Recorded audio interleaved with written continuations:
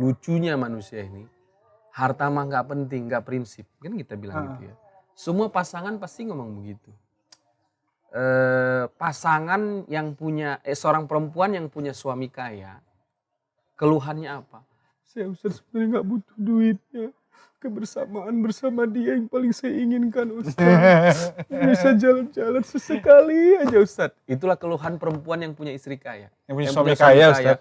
Yang ditransfer uangnya ratusan juta per bulan. Saya nggak butuh duitnya sebenarnya kan katanya. Saya bilang, kalau suami kau miskin, keluhan kau beda lagi.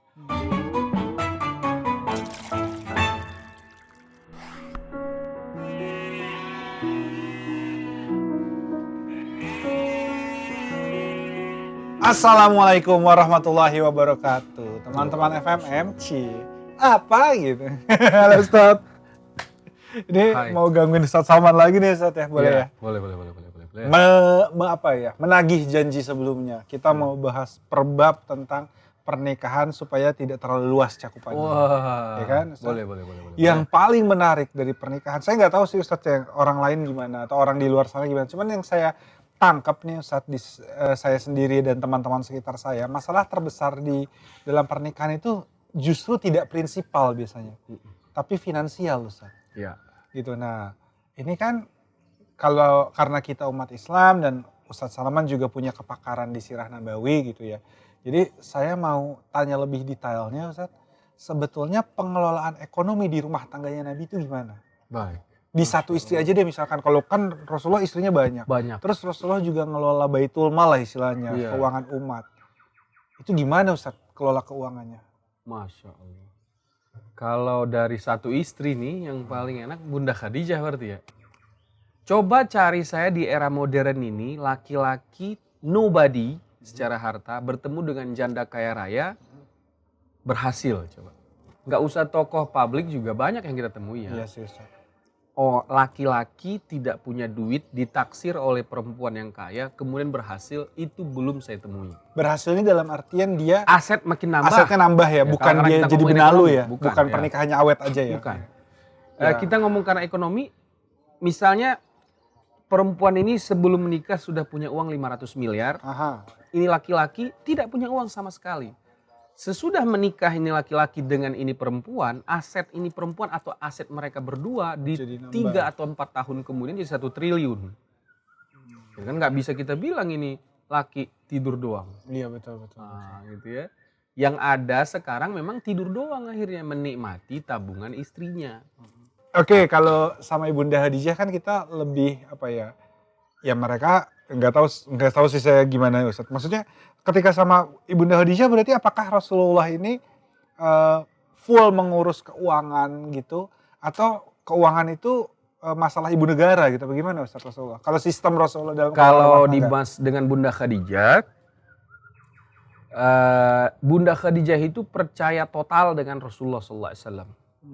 Tapi ingat, enaknya sama Bunda Khadijah ini, kalau yang kemarin kita bahas, tadi yang kita bahas itu kan Nabi kan maksum bla bla bla bla bla. Kalau sama Bunda Khadijah 25 tahun Nabi masih manusia biasa. Oh bentar Ustaz, jadi Rasulullah ini sebelum diangkat menjadi Nabi dan Rasul tidak maksum gitu maksudnya Ustaz? Gini, tidak maksum di pikiran orang pada waktu itu. Oh, Khadijah kan memandang Nabi Muhammad SAW. Maksudnya Khadijah memandang Nabi tidak sebagai seorang Nabi dan Rasul waktu itu ya? Dong. Laki-laki normal. Ini seru nih Ustaz. Berarti Bunda Khadijah dengan segala yang ada pada Rasulullah waktu itu tidak ada kenabian ya? Tidak ada dong. Oke. Dia tertarik sama Nabi Muhammad SAW karena komitmen jujur dan amanah saat membawa ekspedisi dia ke negeri Syam bersama Maisarah. Bukan karena dia Nabi. Ya belum jadi Nabi. Belum jadi Nabi. Makanya kalau ngomongin ekonomi, ya Bunda Khadijah kita lihat ya. Nah di sini tentu Bunda Khadijah pandai memilih pasangan. Karena waktu itu dia yang memilih. Pause dulu teman-teman yang akhwat ya. Harus pandai memilih pasangan tuh. Ya, Ustaz. Bukan ganteng doang, bukan. Bunda Khadijah itu tidak tertarik, bukan tidak tertarik ya. Tidak menjadikan sama sekali gantengnya Nabi alasan untuk memilih Nabi jadi suami. Sama sekali. Apa waktu itu alasan Bunda Khadijah? Keterpesonaan Khadijah jujurnya Nabi sebenarnya. Karena baru kali ini Khadijah ketemu laki-laki muda. Ekspedisi itu kan ada kas yang dibawa. Betul. Ada kas yang dibawa, ada barang yang dibawa. Betul. Ketika pelaporan keuangan Nabi Muhammad SAW detail, jujur, dan semuanya terlihat dengan jelas di laporan Rasulullah SAW. Bunda Khadijah ini pengusaha yang sangat berpengalaman. Belum pernah dia temukan manusia seumur Nabi profesional mengelola keuangan, jujur amanah mengelola keuangan. Bukan hanya sekedar profesional jujur amanah, menguntungkan. Langsung Bunda Khadijah menyampaikan kepada Nafisah, tolong kau lamar Muhammad. Dia yang pilih ya. Ketika dipilih oleh Bunda Khadijah, menikah mereka resmi, harta Khadijah, modal Khadijah 100% dipercayakan kepada, saya bilang dulu Muhammad SAW. Sebenarnya kalau kita lebih berani Muhammad gitu. Karena ini cerita ini dia belum nabi, belum. Iya. Cuman kan adab kita tetap harus kita bilang Nabi Muhammad SAW. Iya. Tetapi di mindset Khadijah pada waktu itu, dia menyerahkan modalnya kepada laki-laki yang bernama Muhammad. Cuman kita harus bilang Nabi Muhammad SAW.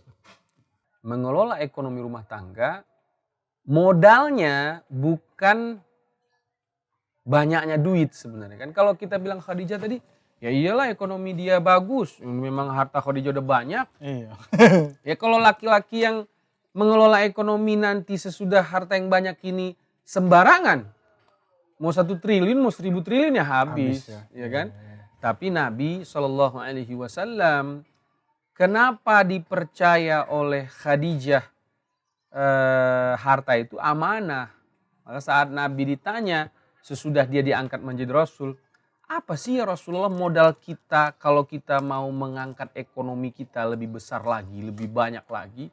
Jawaban Nabi Muhammad SAW, al-amanatu ghinan.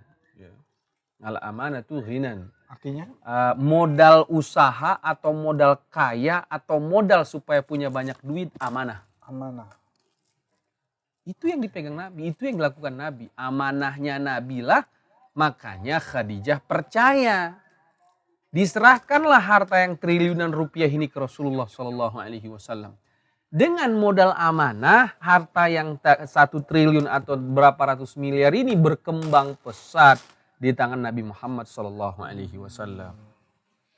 Selain amanah, nah kita balik dulu ke kita dulu. Salman menikah dengan Eva, gitu ya. Kami nggak punya harta. Bagaimana Salman supaya bisa mengangkat ekonomi rumahnya? Nah, sebahagian orang pergi ke bank minjam duit untuk modal usaha. Nah ini racun ini. Ini gambling besar. Karena memang ada contoh yang berhasil tapi kebanyakan gagal. Kalau meminjam seperti itu, apalagi ke perbankan dengan konsep sekarang ini gitu ya. Yang benar adalah bersabar dan tunjukkan kalau kita amanah. Itu yang pertama dulu. Sehingga sifat amanah kita inilah yang membuat harta datang ke kita. Nah, setelah harta datang, biasanya dan seharusnya orang yang amanah profesional. Biasanya ya. Udah sepaket biasanya, Sepaket amanah biasanya. dengan profesionalisme. Amanah dengan profesional itu sepaket. Kalau orang amanah nih ya, dikasih modal ternak ikan, jadi insya Allah. Ya karena dia amanah, walaupun dia belum punya ilmu, dia cari dulu ilmunya karena dia amanah. Di situ makanya saya bilang. Iya, itu kan berarti personal Nabi Muhammadnya sendiri harus udah bagus untuk mengelola keuangan rumah tangga gitu ya. Nah sekarang kan kasusnya gini Ustadz, banyak kasus finansial itu kayak gini loh. Ketakutan atas sesuatu yang belum dimiliki, kayak gini, kita udah nikah 5 tahun kok belum punya rumah misalkan. Kita udah punya anak 3 nih, tapi nanti anak-anak sekolahnya gimana, itu kan takut-takut sama masa depan itu bikin berantem juga Ustadz. Maksudnya gimana supaya kita nggak takut sama keadaan finansial kita sekarang dan di masa depan gitu, dalam rumah tangga. Rasulullah tuh ngalamin kayak gitu gak sih, kayak waduh nanti kan mau ekspansi nih, Islam mau ada perang Khandaq misalkan nanti. Mau ada perang Badar nih, kita hemat dulu yuk sayang gitu. Gitu-gitu enggak Rasulullah tuh? kedengaran klise tapi ini faktanya. Kenapa Nabi bisa tidak memperhitungkan apa yang dimakan besok atau sudah sekian tahun kita berumah tangga belum punya apa-apa, anak kita sekolah di mana? Ada yang dimiliki oleh Nabi. Apa itu? Sebelum dia diangkat menjadi Rasul atau sesudah dia diangkat menjadi Rasul, Nabi ini sudah mempercayai kekuatan yang luar biasa, maha dahsyat, yaitu Allah Subhanahu wa Ta'ala. Punya nggak sih suami istri keyakinan itu? Menurut Gifar gimana? Kalau Suami istri ini punya nggak? Dia bertauhid apa enggak sih sebenarnya? ya kalau masih takut ya berarti nggak bertauhid ya Ustaz. Makanya syahadatnya lip sync apa benar? Kalau bicaranya akan datang. Istri saya itu sering mengucapkan itu ke saya. Bang, apa nggak kepikiran anak kita nanti sekolah di mana? Biaya kuliah makin mahal loh bang. Saya jawab dengan fakta dan realita. Saya ini anak yatim. Sering diusir oleh sekolah karena tidak punya biaya semester. Nggak boleh ujian. Iya. Saya bisa tuh sekolah ke Mekah. Ya mau ngomong apa gitu. Iya. Saya bilang, kasih saya satu contoh. Atau aku perlu tunjukkan nggak kau contoh. Orang yang duit ayahnya banyak, duit ibunya banyak, SMA aja nggak lulus. Ada nggak kira-kira itu? Ada. Bukan ada. Banyak. Iya. Jadi tidak ada kolerasi atau apa namanya? Ya, korelasi. Kolerasi orang yang punya duit, pendidikannya tinggi. Orang yang nggak punya duit, pendidikannya rendah. Atau kita bilang aja akhirnya karena kita emang miskin, anak kita nggak sekolah. Sebenarnya sekolah ini mau ngapain sih? Biar dapat pekerjaan, biar bisa cari uang. Biar cari uang. Ya. Aku tanya kalian dulu, orang yang banyak duitnya di dunia ini yang sekolah apa yang nggak sekolah? Banyak yang sekolah, banyak juga yang nggak sekolah. Kalau rajanya, orang yang nggak pernah sekolah lah di dunia ini yang paling banyak duitnya. Sebut saja Fidel Castro, nggak sekolah Pak jadi pemimpin, tokoh reformasi. Sebut saja kartel narkoba yang di Meksiko, siapa namanya itu? Pablo siapa gitu. Pablo Escobar. Itu contoh buruknya. Kenapa saya bikin gitu? Supaya ente nggak takut-takut amat gitu loh. Nggak sekolah pun anakku nggak belum tentu. Banyak orang gelar doktor, cari makan aja nggak bisa kawan. Bukan banyak banget malah.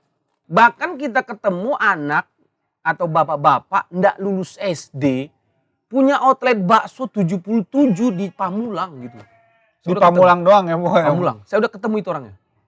Mudah-mudahan dia belum geser. Saya masih ingat betul posisi satu outletnya. Dia tidak lulus SD. Dan punya 77 outlet.